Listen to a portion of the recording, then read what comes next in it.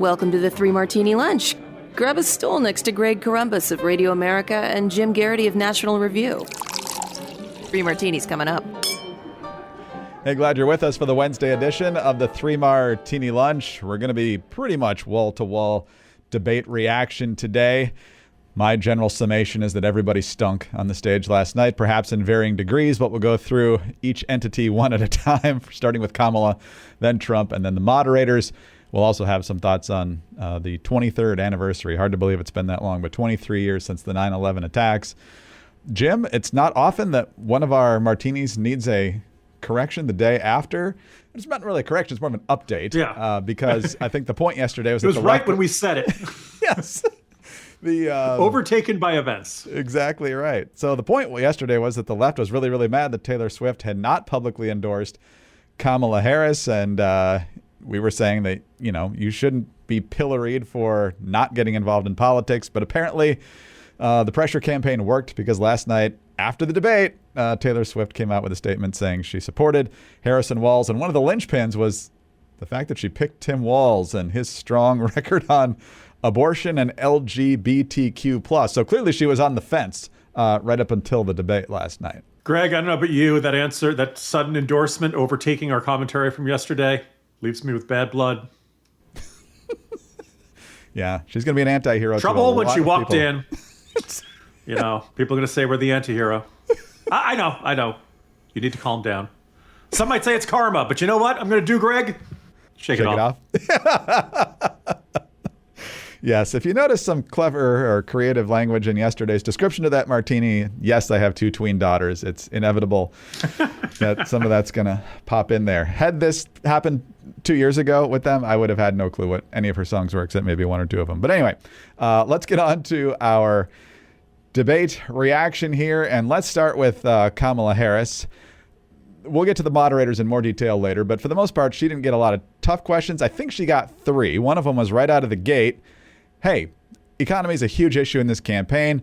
How do you say that we're better off now as a result of Joe Biden and you being in office for the last 4 years? Your opponent on the stage here tonight often asks his supporters, are you better off than you were 4 years ago?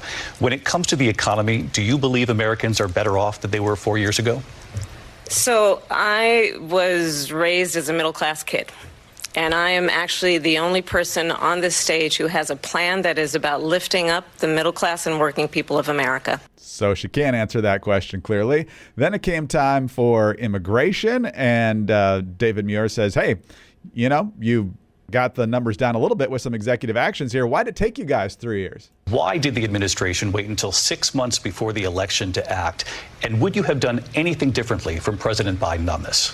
So I'm the only person on this stage who has prosecuted transnational criminal organizations for the trafficking of guns, drugs, and human beings.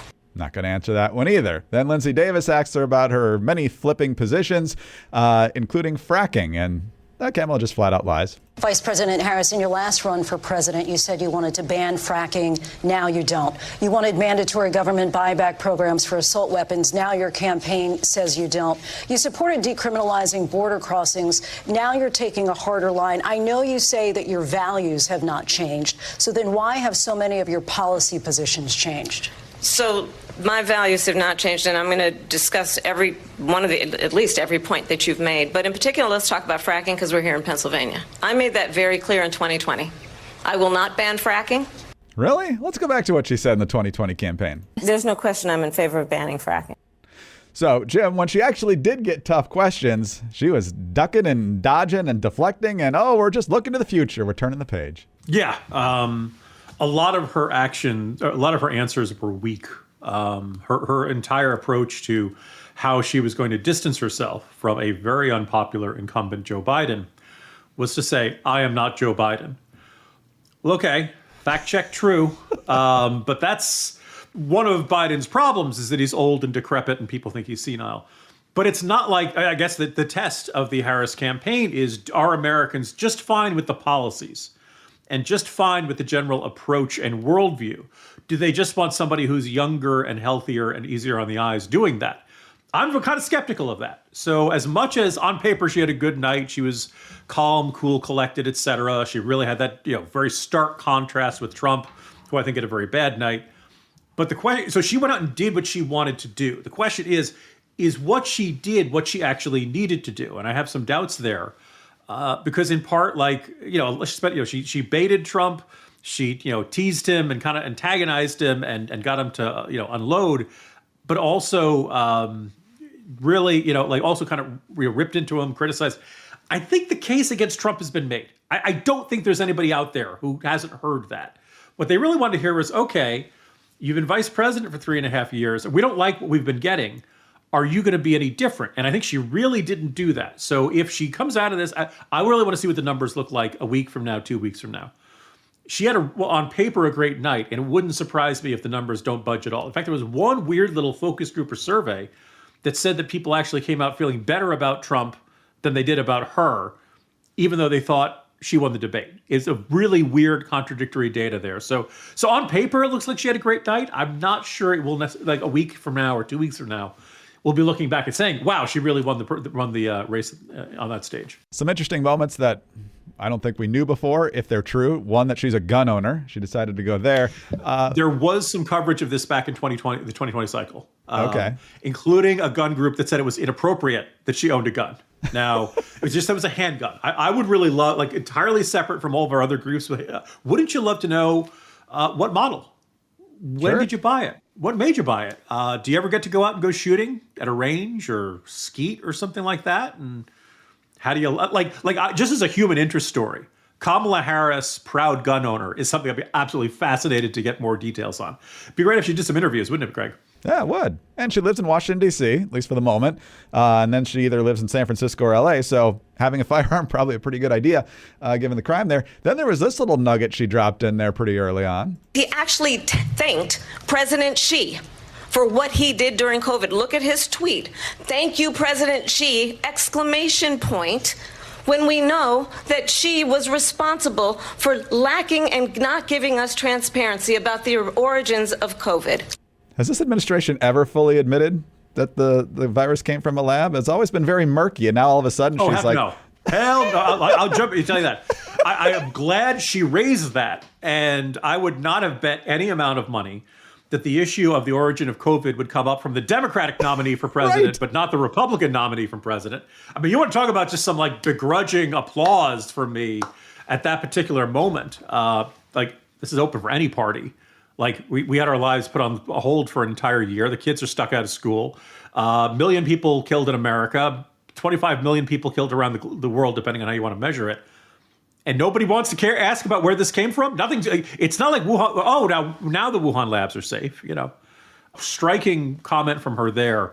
I don't expect anything to come up of it, but its only usefulness to Democrats is as a stick to hit Donald Trump with. No, exactly. Because 4 years ago, if you said it came from China, or was the China virus or the Wuhan virus, you were a racist. Absolute racist. Social media companies would shut you down. Yes. I can't have you throwing around that disinformation there. That's right. But the thing she did well, and you mentioned this, is that for the most part, she, I think, had a calmer demeanor. I don't think her facial expressions, especially when she put the chin on the hand with, I don't know that necessarily rubbed people the right way, but it probably depends on your, perspective coming in. But on the issue of immigration, her issue was to get off the subject. And so and her strategy for getting off the subject was to say that Trump would get off the subject. And here's how she did it. And I'll tell you something, he's going to talk about immigration a lot tonight, even when it's not the subject that is being raised.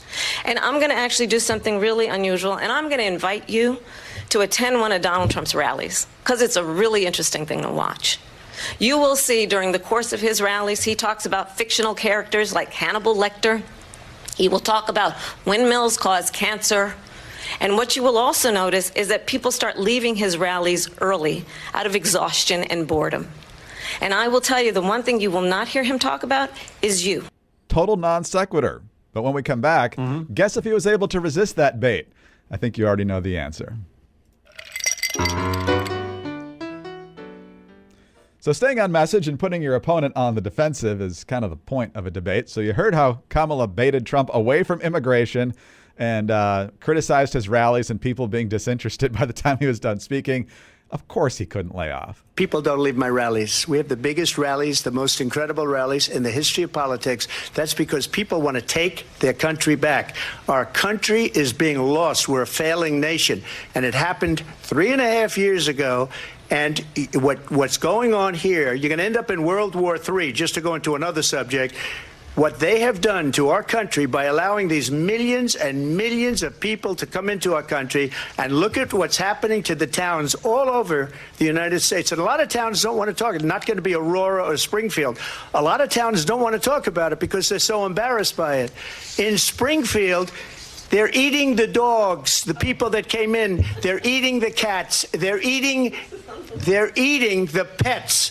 So there have been some complaints about that in town. There's a big controversy over the extent of it, if it's happening at all. J.D. Vance in the spin room had the right answer here. There's so many different ways, Jim, to talk about immigration and the failed record of this administration, from the sheer numbers to the crimes.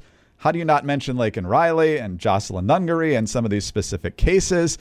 Or you could just talk about the impact of bringing this many people into a community the size of Springfield, Ohio, and that's how J.D. Vance did it. This town has been ravaged by 20,000 migrants coming in. Healthcare costs are up. Housing costs are up. Communicable diseases like HIV and TB have skyrocketed in this small Ohio town. This is what Kamala Harris's border policies have done. And I think it's interesting, Caitlin, that the media didn't care about the carnage wrought by these policies until we turned it into a meme about cats. And on the issue of abortion, the Democrats radical there as well. They are certainly willing to allow abortions all the way up to the moment of birth for no reason at all. And Trump decided to go here with it. He said the baby will be born and we will decide what to do with the baby. In other words, we'll execute the baby. And that's why I did that, because that predominates, because they're radical. The Democrats are radical in that. And her vice presidential pick, which I think was a horrible pick, by the way, for our country, because he is really out of it. But her vice presidential pick says abortion in the 9th month is absolutely fine. He also says execution after birth. It's execution, no longer abortion, because the baby is born, is okay. And that's not okay with me. He was referring to Ralph Northam about the keep the baby comfortable while a decision is made. And so then there was the correction from Lindsey Davis that no state allows you to kill a baby after it's born. But in Minnesota, you're allowed to neglect it if it's a survivor of a botched abortion. And now in Minnesota, you don't even have to report it. So there's plenty of radical positions for Trump to point out about the Democrats, but he has to go that extra line, suggesting that there's an active killing of the baby after it's born. And outside of Gosnell and people like that, that's not the law, certainly. And so when he has all this ammo, he just goes over the edge and then gives the left and Harris and the moderators a chance to point out other things that change the narrative. Earlier today, my boss and colleague Rich Lowry wrote a corner post, and the headline is it too much to ask that Trump prepare for debates? Apparently he was hanging out with Laura Loomer before the debate, and that's not if you give me a list of everybody on earth who Trump could hang out before the debate, Loomer might be at the very bottom of that list. There, as you alluded to, there are so many good arguments to go against the Biden administration's policy on the border, on illegal immigration, on enforcement, on asylum. You could point to the sheer strain on resources and, the likes of Muriel Bowser complaining, well, D.C. is not a border state. We don't have all these resources to handle it. You could point to this New York City spending $1.5 billion on taking care of migrants this year. Put the strain on schools, medical facilities. You could point to the crimes that are committed. And even if you want to say, illegal immigrants commit crimes at a lower rate than citizens, hey, the numbers are going up dramatically compared to 3 years ago. We should want 0 crimes committed by illegal immigrants.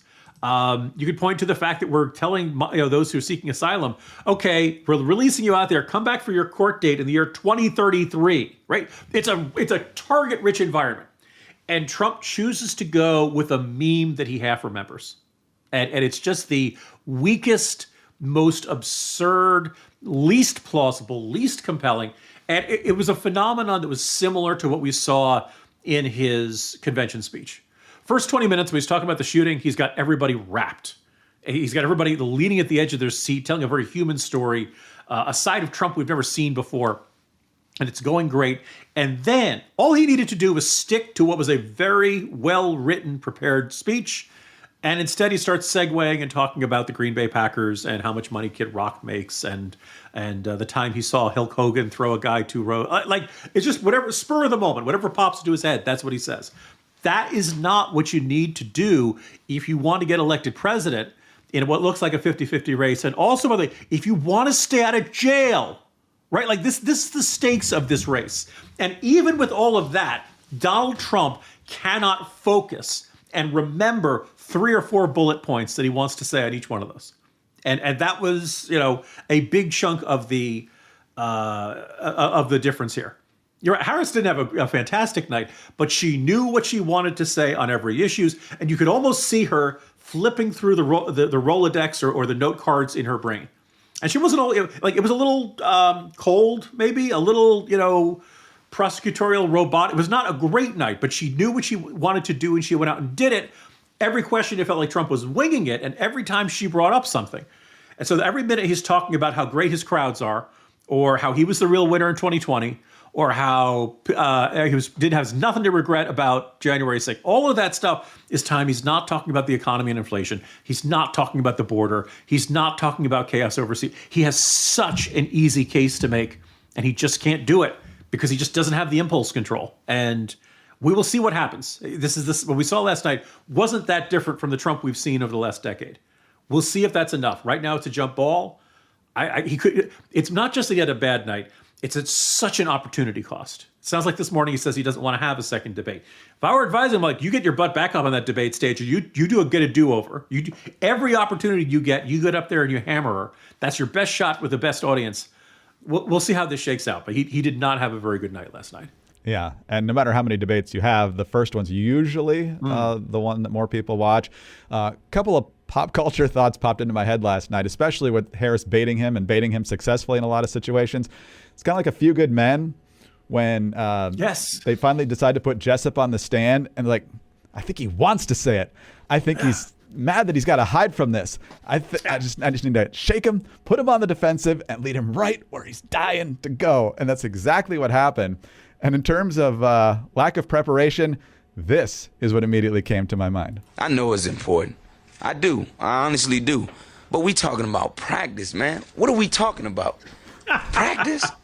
The great Allen Iverson. How am I going to make my teammates better by going to practice and all that stuff back in the day? Couple points, though. Trump did have a few interesting moments that got me to chuckle a little bit. First of all, this one about Kamala shifting positions. Everything that she believed 3 years ago and 4 years ago is out the window. She's going to my philosophy now. In fact, I was going to send her a MAGA hat. And then he borrowed one of Harris's famous lines. She was big on defund the police. In Minnesota, she went out. Wait a minute. I'm talking now. If you don't mind, please. Does that sound familiar? And then this one about Joe Biden taking a stray. Where is our president? We don't even know if he's a president. And just to clarify they here. They threw him out of a campaign like a dog. We don't even know. Is he our president? But we have a president, Mr. President, that doesn't know he's alive. No. By the way, like, that was like, all of that's good. The natural follow-up is, Madam Vice President, when did you notice that Joe Biden was no longer in a condition to continue? Like there were so many ones where he's just short of it. I guess having ripped into him, his closing message was what it needed to be, which was, she's telling you all the things she's going to do. She's been vice president for 3.5 years. Why haven't you done it? What is it that you want to do that Joe Biden doesn't want to do? And I suspect she would, not have a particularly good answer for that. But you did it in the closing moment. This is the closing statement of your debate. Of course, she's not going to address that. To use the parallel of the previous night, it's like watching the quarterback have an open wide receiver and just not throw it to him over and over. Kind of like to bring a flashback that I've been having for the past 3 years. Yes. So. We have that problem in Chicago as well. So, but yes, moderators, we're not letting you off the hook either. Hang tight for just a second. But first, we got to talk about the best way to handle your metabolism. And that's with Lumen, the world's first handheld metabolic coach. It could not be simpler. All you have to do when you wake up in the morning, take a deep breath, grab your Lumen, breathe out that deep breath into your Lumen. It'll tell you if you're burning fat, carbs, and gives you guidance on how to improve your nutrition for the day, tips on workout, sleep, and even stress management. Your metabolism is your body's engine. It's how your body turns the food that you eat into the fuel that keeps you going. And because your metabolism is at the center of everything your body does, Optimal metabolic health translates to a whole bunch of benefits, including easier weight management, improved energy levels, better fitness results, and even better sleep. Lumen gives you recommendations to improve your metabolic health. So if you want to take the next step in improving your health, go to lumen.me/3ml to get 15% off your Lumen. That is lumen.me/3ml for 15% off your purchase. Again, that's lumen.me/3ml. Thank you, Lumen, for sponsoring this episode. All right, Jim, on to our third part of this debate recap and on to the moderators, David Muir and Lindsay Davis of ABC News. They were definitely putting their thumbs on the scale at times last night in a number of ways. We mentioned Lindsay Davis pointing out that no state specifically makes it legal to actively kill a baby after it's born. The neglect issue is something different. But there were other issues as well. First of all, Trump got corrected a number of times. Harris never got corrected, even when she was dishing out whoppers that are already proven false, like these two. Let's remember Charlottesville, where there was a mob of people carrying tiki torches, spewing anti-Semitic hate. And what did the president then at the time say? There were fine people on each side. Donald Trump, the candidate, has said in this election there will be a bloodbath if this and the outcome of this election is not to his liking. The bloodbath comment was entirely about the auto industry because China would dominate the EV market if Biden at that time and Harris got reelected. Even Snopes has pointed out that Trump denounced the Nazis. The real truth there is that there were horrible people on both sides because Nazis against Antifa. But that's a conversation for another day. Trump got a lot of pointed questions, and you should during a debate. Here's one of the questions Kamala Harris got from David Muir. He said, when I win, those people who cheated, and then he lists donors, voters, election officials, he says will be prosecuted to the fullest extent of the law, which will include long-term prison sentences. One of your campaign's top lawyers responded saying, we won't let Donald Trump intimidate us. We won't let him suppress the vote. Is that what you believe he's trying to do here? Holy softball. If you want to challenge Trump on that point, go for it. But to ask her that question is insane. And then lastly, here's the dust up between David Muir and Trump over crime statistics. Crime here is up and through the roof. Despite their fraudulent statements that they made, crime in this country is through the roof. And we have a new form of crime. It's called migrant crime. And it's happening at levels that nobody thought possible. President Trump, as you know, the FBI says overall violent crime is actually coming down in this country. But Vice President Harris, the FBI they were defrauding statements. They didn't include the worst cities. They didn't include the cities with the worst crime. It was a fraud, just like their number of 818,000 jobs that they said they created turned out to be a fraud. So we've actually covered that one as a martini. I think Trump's got the high ground on that one. But what do you make of the moderators and how they handled this? Well, just in case anyone missed that episode, on the crime rates. First of all, there are several cities that aren't reporting their statistics to the FBI crime statistic nationally, which can throw off the numbers. But I think the more significant one, I thought this was a really eye-opening study. It was over in City Journal. So there are criminologists and institutes that study these things that will put out surveys and just say, have you been a victim of a crime? That increased dramatically, while the number of crimes reported to the police did not increase at the same rate. Now, the one thing is that murders, for example, are an interesting thing to measure because almost all of them get reported to the cops. That's the sort of thing where everybody's going to say, there's a corpse in my front yard. I'll let somebody else take care of it. People call the cops on that one. But other violent crimes, and also theft, mugging, vandalism, somebody steals your bicycles, like that stuff doesn't always get reported to the police, particularly if you've reported to the police in the past and you feel like they've done nothing about it. People say, what's the use? So by that measurement, crimes are actually still up significantly, or certainly around the post-pandemic highs, not a significant reduction. And I think that's probably a more useful measurement. You kind of wonder if certain localities know their crime numbers look bad and aren't eager to get their numbers into the system. Unfortunately, Trump just says they're lies and doesn't really elaborate on any of this. This morning, Hugh Hewitt was spitting hot fire, saying this is the worst debate moderation he'd ever seen. My boss and colleague, Rich Lowry, said something very similar.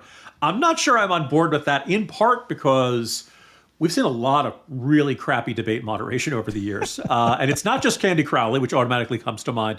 Do you remember George Stephanopoulos moderating a Republican primary debate? And he basically asked out of the blue, hey, why are you guys trying to ban birth control? When, of course, they weren't. Yes. I can't believe that a guy who spent his life working for Bill Clinton would be, play dirty pool like that. It's so unlike, And then I remember Gwen Ifill, who moderated a debate with Barack Obama, had earlier in the year signed a book deal to write about the rise of Barack Obama. So, how likely? So she's going to go out and hammer that guy. She's going to Obama was rising, and then he ran into me as a debate moderator, and I shut him down. If you want to argue, also in today's Morning Jolt, I listened out all the questions, and that's why I think you can point to at least 3, maybe 4 that were pretty tough on Harris. Were they tougher on Trump? I would not dispute that. I think I agree with that. Were they more likely to challenge him? Were they more likely to put forth fact checks that were at minimum subjective, if not wrong? I'm not going to dispute any of that. The interesting thing I've heard from several conservatives, including Hugh this morning, who's like, Republicans should not do presidential debates anymore. The whole thing is always set up to be a sucker punch. They're always set up. And it's not a crazy thought. We've had this same complaint about debate moderators for several cycles now. Although I know we didn't have that issue in CNN with Jake Tapper and Dana Bash, with Trump and Biden. Now, maybe it's because Biden imploded so spectacularly. But I don't think there was, I thought that was a perfectly fine moderation of that debate. If you're a Republican and you're that mad about debate moderators, I think question 1 is, okay, should J.D. Vance agree to debate Tim Walz? Why would you think the debate moderation is going to be any better? Now, J.D. Vance is a lot more fleet with his feet and quick thinking and quick, he knows his stuff backwards and forwards. I actually fully expect J.D. Vance could well mop the floor with Tim Walz. So part of me very much wants to see that debate. But if you're a Republican and you're like, you networks, you've screwed us over one too many times, we're going to go, then maybe you don't do that. Maybe we don't have a vice presidential debate this year. Then, is it effectively, however this shakes out, the 2028 Republican nominee says, you know what, I'm not doing any debates with any networks. I just don't trust you anymore. I don't know if that's a great look. Every candidate's going to have to measure, is the audience that you're going to reach worth dealing with moderators who you think are biased and tougher on you and easier on the Democratic nominee? Although, again, 4 tough questions to it. That actually was the over, I think, in the over-under betting of how many tough questions Harris was going to get. Yes. No, she was not pressed once she dodged them all to sure. Actually Fair enough, answer the original question. But, that's part of the debate. It's up to the opponent, like we said, to clarify what the opponent's record is and defend their own. So we'll see if there's another debate. The Harris campaign immediately saying that was fun. Let's do another one in October. Like you said, Trump's unsure. Fox immediately put out feelers saying they would love to host a debate. Trump apparently on Fox this morning said he didn't want to do one with Brett Baier and Martha McCallum. He wanted, I think, Hannity and Jesse Waters to do it. So I'm sure the Harris. Oh, yeah. Harris is going to go for that. Okay. Totally going to do that. I don't know. Maybe you could do a joint operation where it's Maddow and Hannity asking the questions, but then they'd probably start Baier yelling and at each other. McCallum, they're fine. You're going to do just fine with them as moderators. Yeah. So anyway, but the reaction to our debate, of course, falls today, which is 9/11, 23 years since those horrific attacks on our nation. Jim and I were both here and working in the nation's capital at that time. There are memories that we've discussed in previous anniversary shows about the indelible memories that we personally have that day, what we saw, what we experienced. And the Veterans podcast that I host last 2 weeks, one was featuring Rob Riggle, the comedian who was in the Marine Corps Reserves at that time in 9/11. He actually worked on the rubble pile at Ground Zero in the week following 9/11. Wow. And then another one was a guy who was working in an investment company on the 85th floor of the South Tower, and many believe he's the last person to make it out alive. And even more than 20 years later, that haunting story just chills you to the bone. One of the things that happens over time, of course, is that the anniversary doesn't dominate your day as much. But one of the things I love about driving to work on this day is, first of all, where I am in Northern Virginia, I drive by the Pentagon, and you can see the wall that was replaced in just a year after the attacks. They've got that giant flag furled down. And then you drive up past Arlington Cemetery, and you drive towards the Roslyn section of Arlington, just across the river from D.C., and all these office buildings have these giant flags draped off of them, half a dozen, maybe even more than that, and it just brings all of that home. And you think about what happened that day and the families that are still scarred by it all, and the wars that were launched as a result of that, and more recently how those wars ended in a very unsatisfactory way. And you think of those who gave so much, whether on that day or in the 20 years that followed, and it's gratitude for those who've worn the uniform and everything else. But it should never be a day that is just another day on the calendar. I don't think it ever will be, but undoubtedly, as this date recedes further into the rearview mirror of our lives, it's just natural that it's less of an impact. You know, September 11th, 2002 was still a very frightening day. I remember spotting an unattended backpack on the DC Metro and thinking, oh crap, here it comes. You know, we were just still really on edge. Each following year, it gets a little bit more quote unquote normal. It is strange. You know, we've talked about this being a Generation X podcast, you and I being around the same age. I won't say which one of my very young colleagues, who I think very well of, we were having a conversation, I think it was last fall, early in spring or something, and the topic of 9/11 came up, and she said, yeah, I remember my parents telling me about this, because she was in kindergarten, or it might have been nursery school, right? To give you a sense of, you know, so now there are adults in this world for which it is not part of their living memory, for which it is something they read about, maybe they watched a documentary, and it's just baffling. And listeners know that I have teenagers, and as much as you're like, you know, isn't it sad that we're kind of forgetting about this? This isn't as big a deal to us. I actually love the fact that it's not a big deal in my kids' lives. They'll probably do a moment of silence at school or something, but really, like, we all got up this morning, and I don't think too many of us thought, oh God, what happened? What if Al-Qaeda hits us today? True. Or even ISIS. These guys, you know, are now, if not completely on the ash heap of history, there are still Islamist terrorists out there. And I think we probably felt a certain reminder of it watching the October 7th attacks, the barbarism of the Houthis, and like Islamist terrorism is still out there, but we don't fear it because, you know, Mo Lane put it very well this morning when he said, they wanted me dead. Now they're dead and I'm not, and I'm pretty happy with that. That is, you know, if you need to summarize the war on terror in 2 sentences, that kind of does it. And that is another amazing achievement of this country. Was it perfect? Was it easy? Was it, you know, no, it came at a considerable cost of blood and treasure. I'm glad that there's been considerable discussion about Afghanistan in the last couple of days, because that, you know, 9/11 was the impetus for so much of this. But by and large, most Americans are going to get up this morning. They're going to go to work. They're going to go to school. They're going to go about their day. They'll probably think about 9/11, but, you know, knocking on wood, not much is going to happen.